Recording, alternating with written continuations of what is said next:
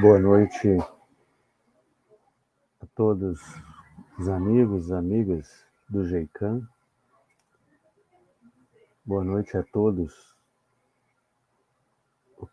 os que estão nos assistindo nesta noite de 29 de dezembro de 2022, em que nos aproximamos de mais uma virada do calendário aqui na Terra. Passados alguns dias das celebrações do Natal de Nosso Senhor Jesus Cristo, nós pedimos a Ele que possa continuar nos iluminando, nos guiando, para que a nossa caminhada aqui na Terra seja realizada com mais segurança, que possamos, de alguma forma, retornar à dimensão extrafísica melhorados. Um texto base que serviu para as nossas reflexões que trazemos hoje, atendendo ao convite dos nossos irmãos, foi recebido mediunicamente por Raul Teixeira. A autoria é da irmã desencarnada Teresa de Brito, no livro Vereda Familiar, o texto intitulado justamente Exercício da Paz em Casa. É um tema muito propício, sem dúvida. Nós estamos muito necessitados da paz, da pacificação. No nosso país, no Brasil e no mundo. Aqui, em terras brasileiras, quando nós observamos, por exemplo, os dados da violência, principalmente da violência doméstica, que é o que nos interessa mais perto nesta noite, nós vemos números assustadores com relação ao chamado feminicídio, assassinato cometido contra mulheres, baseados no gênero. Ou seja, muitas mulheres estão sendo mortas no nosso país diariamente apenas pelo fato de serem mulheres. Nesse primeiro semestre de 2022, tristemente, nós batemos um recorde nesse tipo de crime no nosso país.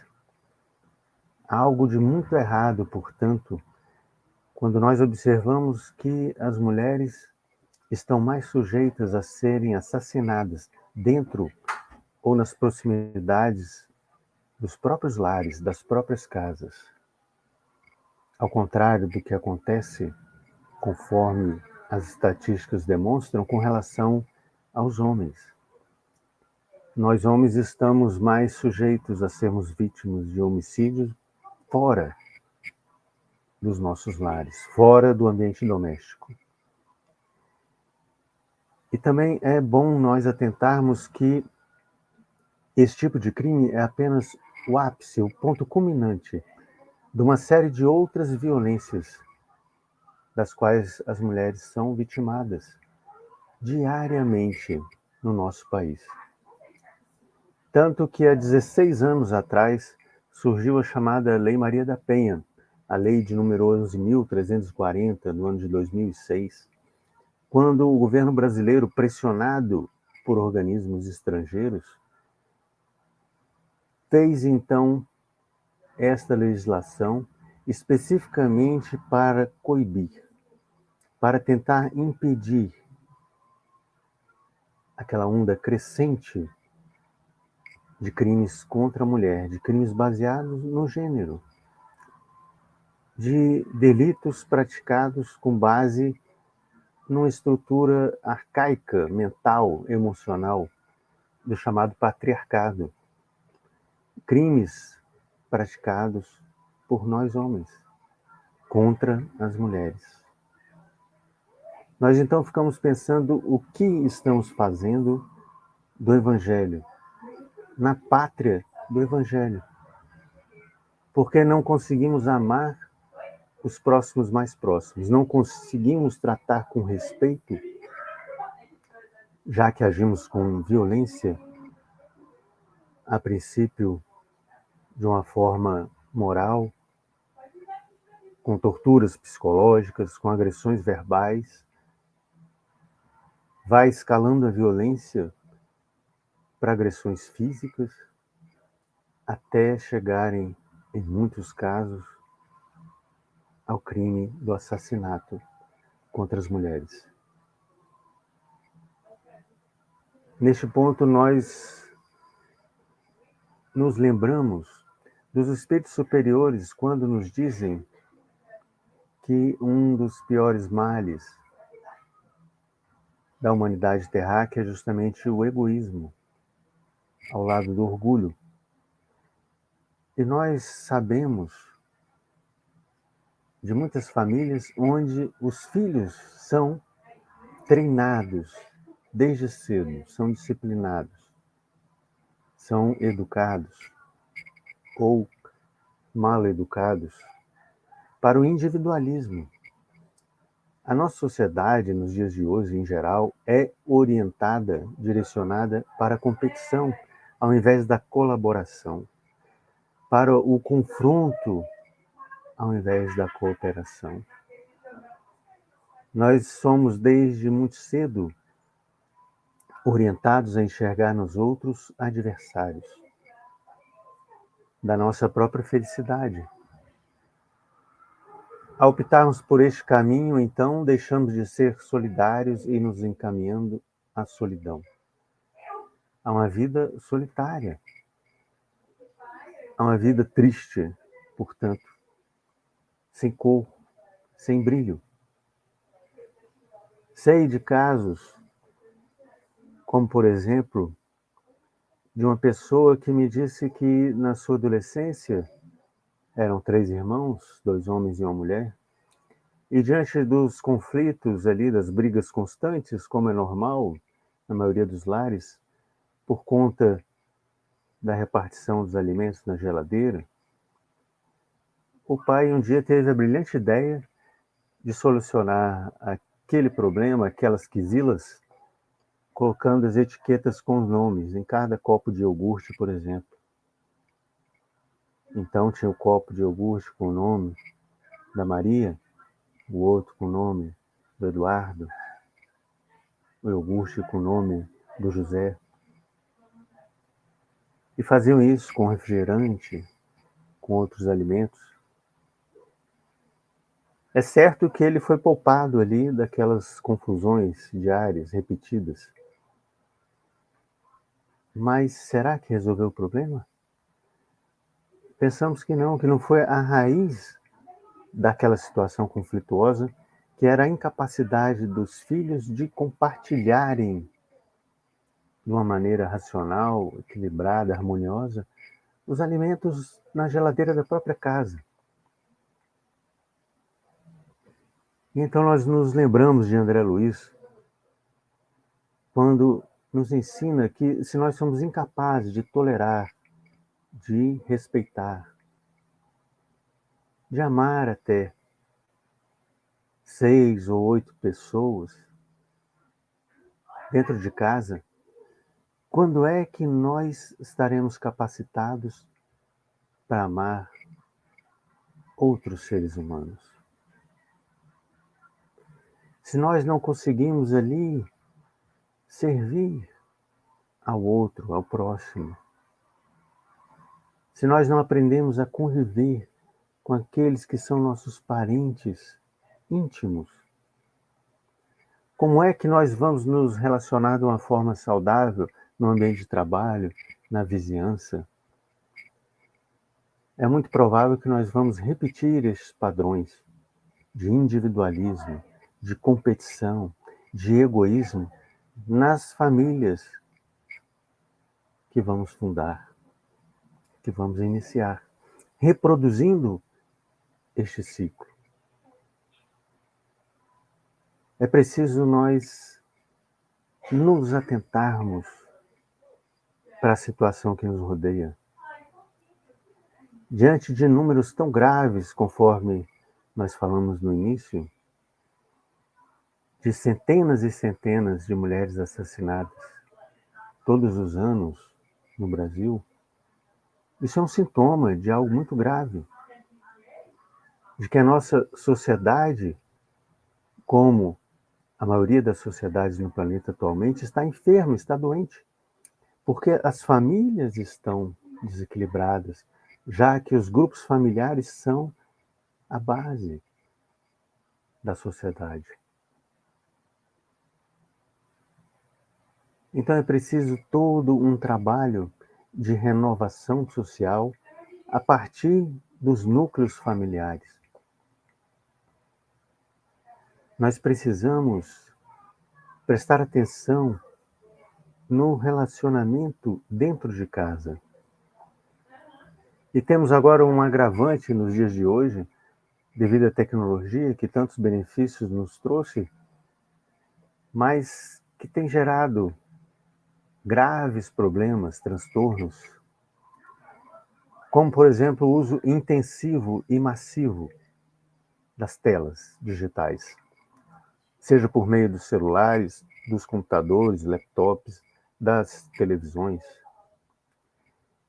E o curioso é que, conforme se diz em língua inglesa, nós usamos os smartphones, as smart TVs, ou seja, os celulares e as televisões espertas ou inteligentes, e nós estamos ficando mais burros pelo uso intensivo e inadequado dessa tecnologia. Para quem tiver curiosidade, vale conferir, inclusive, um livro da autoria de um neurocientista francês chamado Michel Desmoulins. O livro é intitulado A Fábrica de Cretinos Digitais. Neste livro, o neurocientista traz inúmeros dados, gráficos, resultados de estudos científicos, de pesquisas feitas ao redor do mundo, e ele traz de uma forma palatável, numa linguagem em que todos nós, leigos como eu, podem alcançar o entendimento do que ele traz ali no livro. Esta geração é a primeira, desde que se começou a medição do chamado QI, do quociente de inteligência, em que os filhos são menos inteligentes do que os pais. Desde que começou a medição do QI, com os testes do quociente de inteligência, foi se notando um aumento a cada geração do QI. Ou seja, as pessoas estavam mais capacitadas a lidar com a vida, com os problemas, com as situações do dia a dia. E o que aconteceu nos dias de hoje é que houve esse decréscimo. A geração atual se saiu pior comparativamente nos exames de QI do que a geração anterior. Esses testes são baseados em exames que vão pontuar, analisar o grau de habilidade das pessoas com relação à linguagem, a cálculo, à cultura em geral. E se notou nos dias de hoje esse decréscimo, o que nos leva a refletir, porque ele é muito taxativo em traçar uma linha direta entre esse uso intensivo e inadequado da tecnologia digital e esse emburrecimento observado. Já se constatou, inclusive, que a massa cinzenta, aquela camada do cérebro, do córtex cerebral, diminuiu de espessura. Entre os mais jovens, houve um decréscimo, inclusive, da massa no córtex pré-frontal, que é a região cerebral encarregada do governo das nossas emoções. Por isso é que nós notamos as pessoas cada vez mais desequilibradas. Não sabem lidar com situações adversas, partem para a violência porque não têm argumentos, porque são incapazes de raciocinar livremente, porque são guiadas por outras pessoas, como se estivessem abdicando, abrindo mão da própria capacidade de raciocinar, de refletir. Porque quando nós observamos, assistimos aos filmes, às séries, o que é prazeroso, sem dúvida, mas quase não exercitamos a imaginação, por exemplo. Estamos ali numa atitude totalmente passiva, recebendo o conteúdo que nos chega através das imagens, dos diálogos, dos sons, tudo isso pensado por alguém, por outras pessoas. E nós ficamos ali apáticos, recebendo toda essa gama de informações. O que é diferente quando lemos um livro, porque ali nós vamos exercitar a nossa capacidade de imaginação, de fazer vinculações, traçar paralelos com outras situações, com o que nós já trazemos de bagagem, do aprendizado, da vivência, e vai se perdendo esse hábito da leitura, empobrecendo, consequentemente, as pessoas, que vão perdendo a capacidade de vocabular, por exemplo. As pessoas, em geral, têm muita dificuldade de se expressar, seja na forma verbal, oral, seja de uma forma ainda pior, quando se trata da escrita. Vai ficando mais ou menos monossilábico o diálogo, se é que aquilo pode ser chamado de diálogo. É, não, só, véi. Aqui no Distrito Federal, né, se usa muito, véi, só véi, e por aí vai. As pessoas estão se empobrecendo intelectualmente, emocionalmente, imaturas, incapazes de lidar com as situações comuns nas vidas de todos nós. Ora, qual é a necessidade que tem uma criança, por exemplo, de ter um aparelho celular? Nenhuma. Ela não tem autonomia. Em geral, ela é transportada da escola para casa, da casa para a escola, para as atividades que ela realize, sempre sob a supervisão de pessoas adultas. Então, ela não tem necessidade de ter um celular.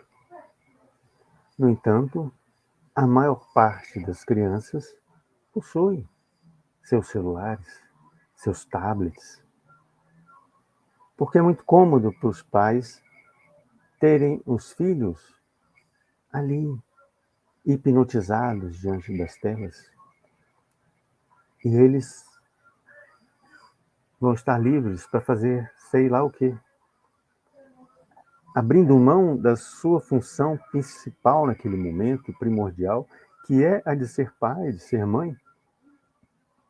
Assim como nós lemos lá em O Livro dos Espíritos, na questão de número 582, quando Allan Kardec pergunta se a paternidade pode ser uma missão, pode ser considerada uma missão. É óbvio que ali ele fala da paternidade, mas paternidade, maternidade. E os espíritos são muito taxativos ao dizerem, sem sombra de dúvida, é uma missão. e das mais importantes.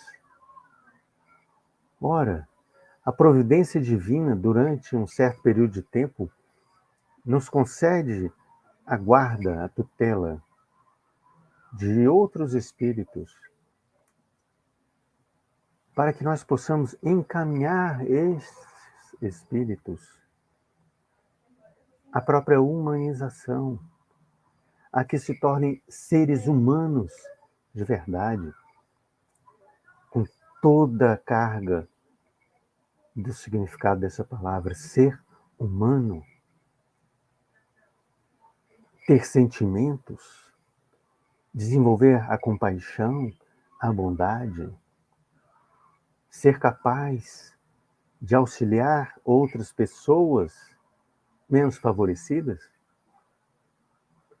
desenvolver o afeto, a capacidade de amar desses outros espíritos, desses outros seres, de conduzi-los, de orientá-los para Deus, para o bem, para a verdade,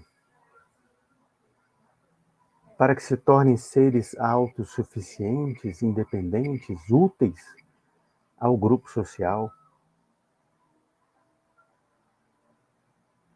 É de pensar, então, o que estamos fazendo dessa missão que nos é concedida pela divindade.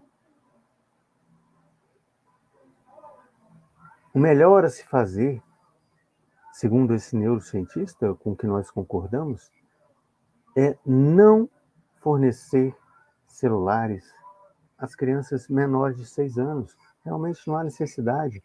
E a partir dessa idade, terem uso moderado da tecnologia digital. Não é possível que qualquer estudante concilie os seus estudos, seus afazeres escolares, com trabalhos, pesquisas, datas de provas, preparações, portanto, para os exames, com horas e horas diante das telas. Porque eles vão dormir cerca de 8, 10 horas por dia, se é que vão ter essa quantidade de sono adequada para quem está na fase de crescimento. E um sono bom, revigorante, o que não é possível com o uso intensivo das telas, porque o cérebro fica super estimulado. Portanto, já não vão ter um sono de qualidade. Com mais 4 horas e meia, 5 horas de aulas na escola, outras atividades se tiverem, vamos descontar daí os horários das refeições, do trato com a higiene pessoal. Ora, se vão passar ainda 4, 5 ou até mais horas por dia na utilização das telas digitais, muito pouco tempo, ou quase nenhum, na verdade, vai sobrar para os estudos. O que estamos, então, fazendo com as novas gerações? É preciso nós retomarmos as rédeas da situação. Todos nós espíritas, então, estamos plenamente informados de que estamos aqui reencarnados para evoluir. Nós temos, sim, uma gama de atividades aqui na Terra, mas o foco é o autoaprimoramento, a evolução pessoal, o crescimento como seres humanos. Em essência, portanto, nós devemos nos lembrar que nós nos reunimos aqui, em geral, com os nossos inimigos do passado. A providência divina tem métodos muito curiosos para lidar conosco. E um deles, visando a nossa própria evolução, é esse. Quando nós temos tanta desavença com outras pessoas, chegando algumas vezes a esse ponto culminante na degradação que é o crime, violento até. A divindade, tantas vezes, nos reúne debaixo do mesmo teto. Vamos aprender ali a comer aquele quilo de sal, como se diz. Demora, hein, para comer 1 quilo de sal. Na convivência, ombro a ombro, com aqueles antigos desafetos, vivenciando as dores e as alegrias presentes nas existências de cada um de nós, comuns a todos nós, para que nós aprendamos a viver e a conviver. Nós, em geral, quando não gostamos de alguém, não queremos nem ver aquela pessoa, não é assim? Se avistamos um desafeto vindo lá, na direção contrária, na mesma calçada, nós cruzamos a rua, vamos para outra calçada, para não cruzar o olhar com aquela pessoa. Não queremos nem vê-la de perto. O que Deus faz quando nós temos uma inimizade tão entranhada com outras pessoas é nos reunir.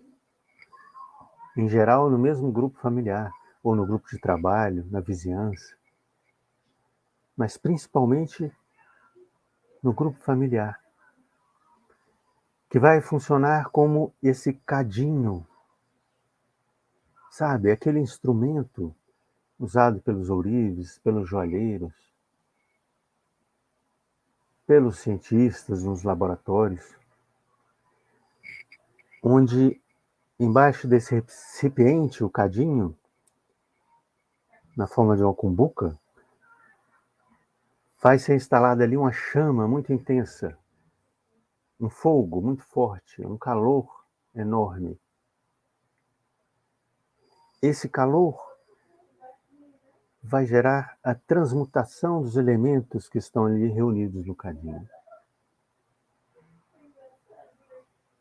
No trabalho do ourives, por exemplo, vai ser esse fogo intenso que vai proporcionar a separação das impurezas daquele metal, que vai se transformar numa joia belíssima. Então nós nos reunimos, nós nos reencontramos com os nossos desafetos de outras vidas e vamos sofrer o calor ali intenso dos embates, dos conflitos, porque, curiosamente, ainda que nós não nos lembremos especificamente dos detalhes das nossas encrencas do passado,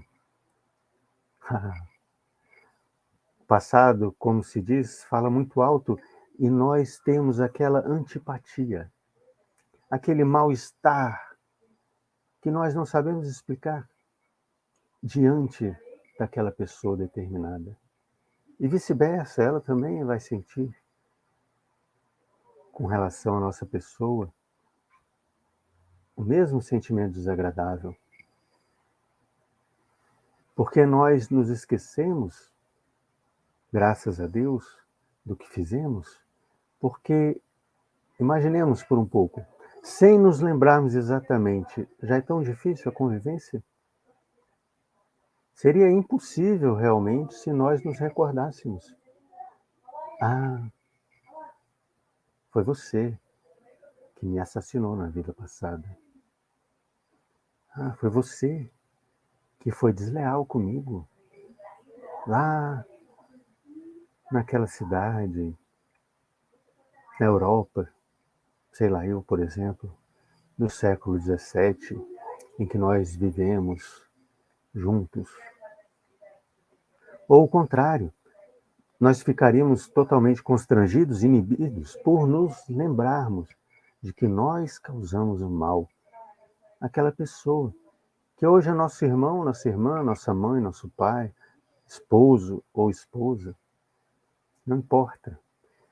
nos papéis diversificados que nós vamos exercendo ao longo das reencarnações, mas em geral nós nos reunimos, nos reagrupamos com esses antigos desafetos,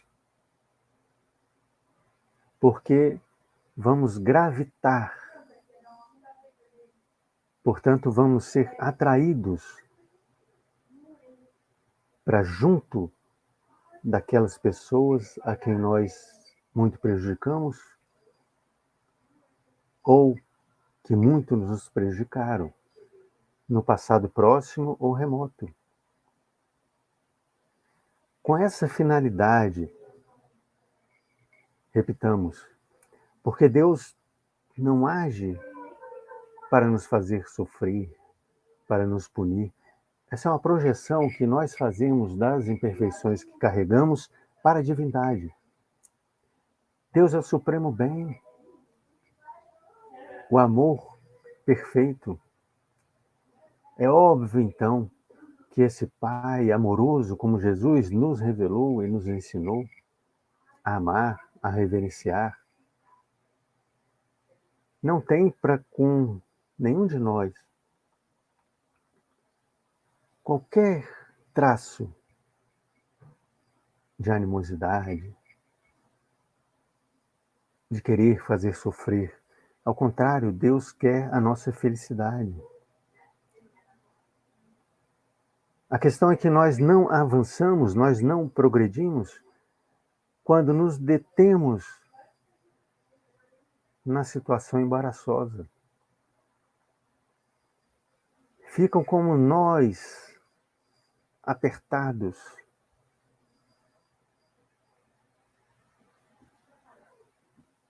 E o método que a divindade se utiliza não é de romper esses nós violentamente, abruptamente.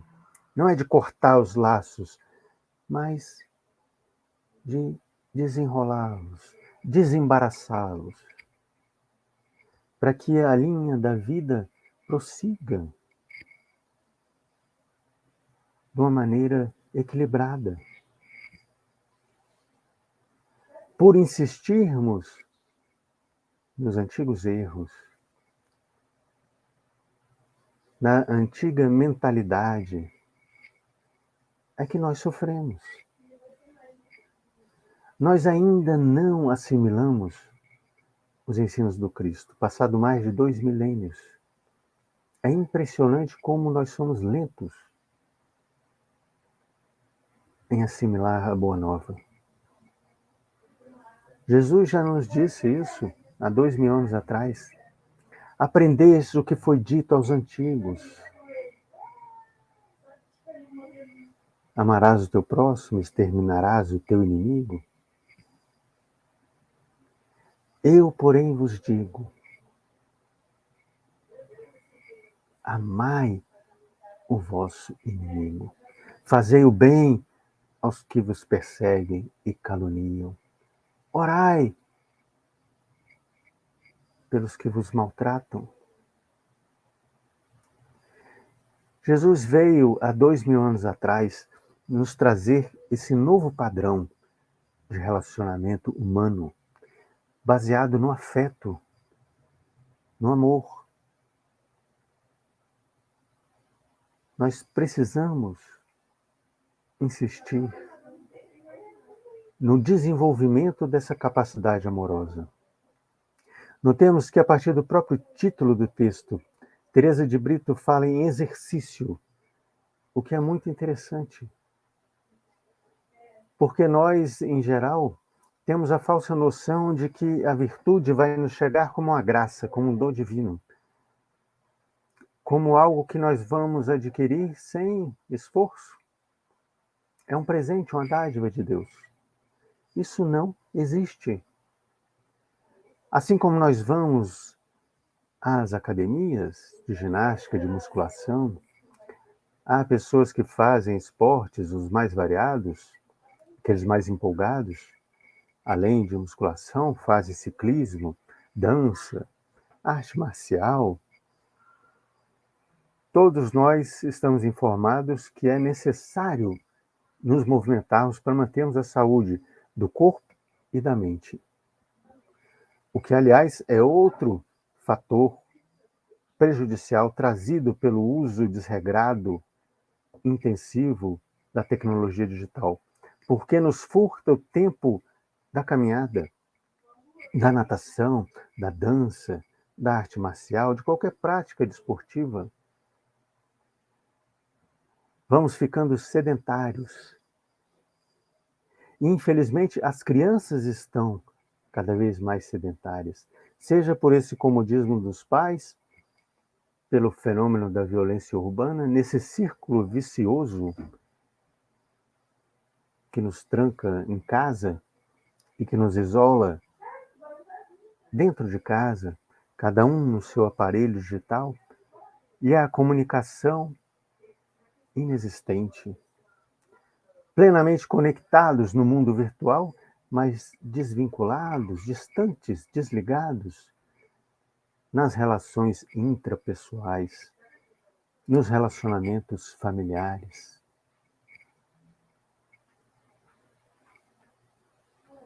Por isso nós vemos que é importante praticarmos sim atividade física, mas ainda mais importante é batalharmos contra o sedentarismo espiritual, contra essa falta de atividade do espírito. Nós temos que exercitar, cultivar a nossa capacidade de amar, de conversar, de dialogar.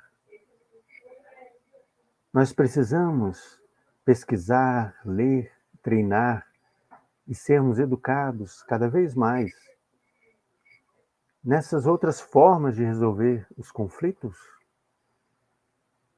que não pode ser a ferro e fogo, a pau e pedra, na base do grito, da agressão física. Temos que usar as nossas capacidades afetivas, intelectuais. Temos que primar pelo diálogo,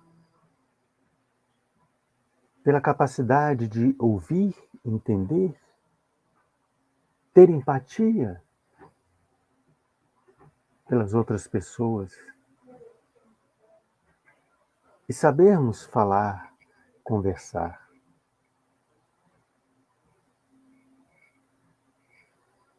Como disse Nelson Mandela, no seu livro A Longa Caminhada para a Liberdade, uma autobiografia dele que foi premiado com o Nobel da Paz, merecidamente, por óbvio, pelo seu trabalho contra o racismo e pela destruição do chamado apartheid na África do Sul, lá no ano de 1993.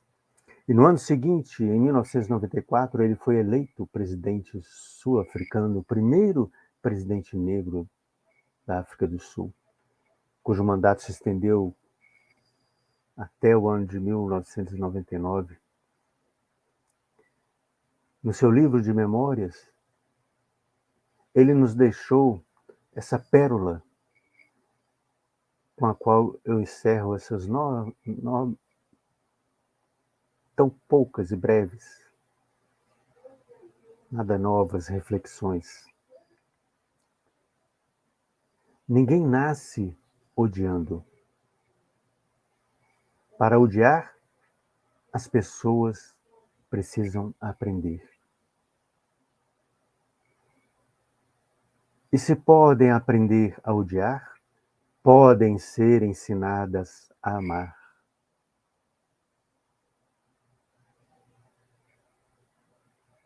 Se nós aprendemos a odiar, podemos e devemos, portanto, meus amigos, minhas amigas, aprendermos a amar. Porque é muito mais natural nós amarmos que odiarmos. muita paz. Muito obrigado.